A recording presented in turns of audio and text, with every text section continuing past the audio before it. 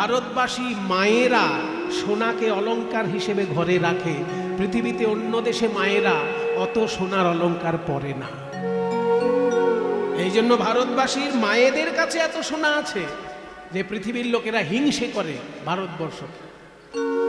সব সোনা চুরি করে নিয়ে যেতে পারেনি ওই বিদেশি শাসকের দল।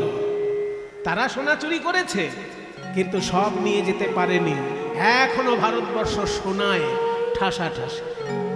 তা সোনা একটা দামি ধাতু, কিন্তু সোনা পড়লে কি কি ক্ষতি হতে পারে? ওই যে প্রথমে বলা হলো কঠিন, সোনা কঠিন, তাই ক্ষতি হতে পারে। আমি অনেক মায়েদেরকে দেখেছি ভারী ভারী কানের দুল পরতে গিয়ে কানের পাতা কেটে দুভাগ হয়ে গেছে। দেখবেন এক একজন মায়েদের আছে ভারী ভারী কানের দুল না পড়লে বাবার পয়সা আছে, এটা কি প্রমাণ হয়? তা বাবার পয়সা আছে এটা দেখানোর জন্য, বা স্বামীর পয়সা আছে এটা দেখানোর জন্য ভারী কানের দুল সোনা।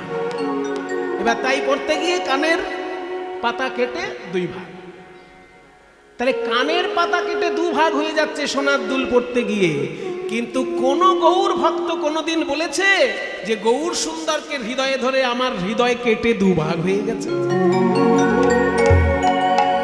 বরং আমি গর্ব করে বলতে পারি ভাই, সংসারের ঘাত প্রতিঘাতে কারোর হৃদয়ে যদি ভেঙে চৌচির হয়ে থাকে, সে হা গৌর প্রাণ গৌর বলে কাঁদলে পরে তার ভাঙা হৃদয় জুড়ে যাবে। তার ভাঙা হৃদয় জুড়ে যাবে যদি কেউ হা গৌর প্রাণ গৌর বলে ডাকতে পারে।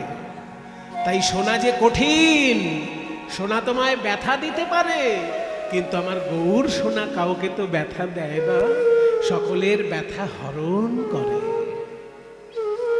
দ্বিতীয় পার্থক্য কি?